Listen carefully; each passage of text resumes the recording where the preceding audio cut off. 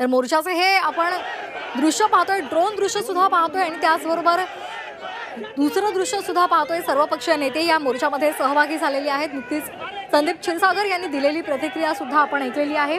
वाल्मिक कराड यांना अटक करा, 3 तास देशमुखांचे हाल करून त्यांना ठार मारण्यात आलेला आहे आणि त्यामुळे सरकारने गंभीर दखल घेत दोषींवर कठोर कारवाई करावी अशी मागणी त्यांनी केलेली आहे।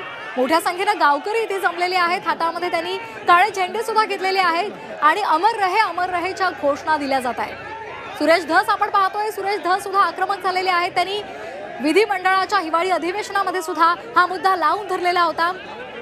संतोष देशमुख यांची कशा पद्धतीने क्रूर हत्या झाली या संदर्भात त्यांनी आपलं निवेदन सुद्धा दिलेलं होतं आणि कठोर शिक्षा मारेकऱ्यांना व्हावी अशी मागणी त्यांनी लावून धरलेली होती। आणि आता ही दृश्य आपण पाहतोय, सर्वपक्षीय नेते या मोर्चामध्ये सहभागी झालेले आहेत।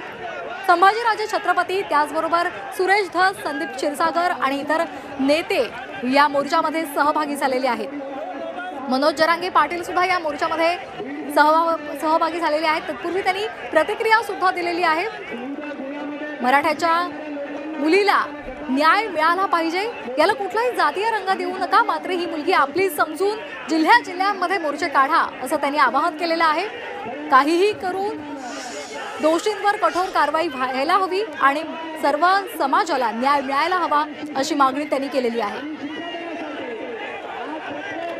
हातामध्ये फलक घेत सर्व गावकरी कार्यकर्ते या मोर्चामध्ये सहभागी झालेले आहेत। ही ड्रोन दृश्य आपण पाहतोय, मोठ्या संख्येने इथं जमाव जमलेला आहे। मूक मोर्चा सर्वपक्षीय आयोजित करण्यात आलेला आहे। शांततेमध्ये हा मूक मोर्चा काढला जात आहे।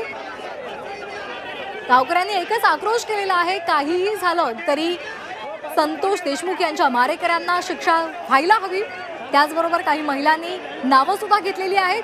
काहीही झालं तरी आम्हाला न्याय द्या, जर न्याय मिळाला नाही तर मात्र आम्ही स्वतः घरात घुसून त्या दोषींना बाहेर काढू असा इशारा सुद्धा महिला कार्यकर्त्यांनी, आंदोलनकर्त्यांनी बोलताना सरकारला दिलेला आहे।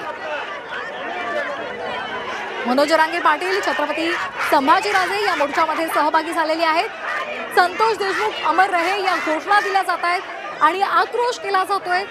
क्रूर पद्धतीने संतोष देशमुख यांची हत्या करण्यात आलेली होती आणि त्यामुळे लवकरात लवकर सरकारने यांची गंभीर दखल घेत त्या फरार झालेल्या मारेकऱ्यांना अटक करावी, त्यांच्यावर कडक कारवाई करावी। ज्या क्रूर पद्धतीने संतोष देशमुख यांची हत्या झाली तशाच क्रूर पद्धतीने त्यांची हत्या करण्यात यावी, त्यांना कठोर शिक्षा व्हावी अशी मागणी महिला आंदोलनकर्त्यांनी केलेली आहे। तर आता ही दृश्य आपण पाहतोय झी24 तासवर जिल्हाधिकारी कार्यालयावर हा मोर्चा धडकणार आहे। हातामध्ये काळ्या फिती बांधून त्याचबरोबर काळे झेंडे घेत आता हे सर्व आंदोलनकर्ते निघालेले आहेत। डॉक्टर बाबासाहेब आंबेडकर यांच्या पुतळ्यापासून या मोर्चाला सुरुवात झालेली आहे आणि मोर्चा आता पुढे सरकतोय। आंदोलनकर्ते आक्रमक आहेत। संतोष देशमुख अमर रहे अशी घोषणाबाजी पाहायला मिळते। तसंच बीडमध्ये ज्या पद्धतीने गुंडगिरी वाढलेली आहे त्या संदर्भात अनेकांनी चिंता व्यक्त केलेली आहे। संभाजीराजे छत्रपती आपण दृश्यांच्या माध्यमातून पाहतोय, त्यांनी सुद्धा चिंता व्यक्त केलेली आहे।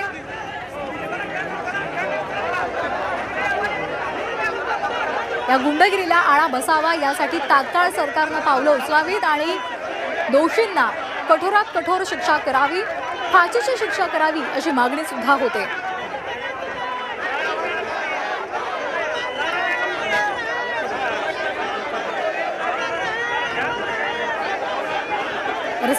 संतोष देशमुख यांचं कुटुंब सुद्धा या मोर्चामध्ये सहभागी झालेलं आहे। संतोष देशमुख यांच्या बहीण, भाऊ, त्याचबरोबर त्यांची मुलगी सुद्धा या मोर्चात सहभागी झालेली आहे। बीडमध्ये दाखल होत असताना संतोष देशमुख यांचे भाऊ त्यांनी प्रतिक्रिया दिलेली होती, सर्वांना अटक करा आणि त्यांना फाशी द्या। सीआयडीचा जो तपास सध्या सुरू झालेला आहे ते अधिकारी आम्हाला भेटलेले नाहीत, मात्र त्यांचा नेमका अहवाल काय ते सुद्धा आम्हाला कळू द्या अशी मागणी त्यांनी केलेली होती। आरोपींना अटक करा, त्यांना शिक्षा द्या आणि आम्हाला न्याय द्या अशी मागणी संतोष देशमुख यांच्या मुलीने केलेली आहे।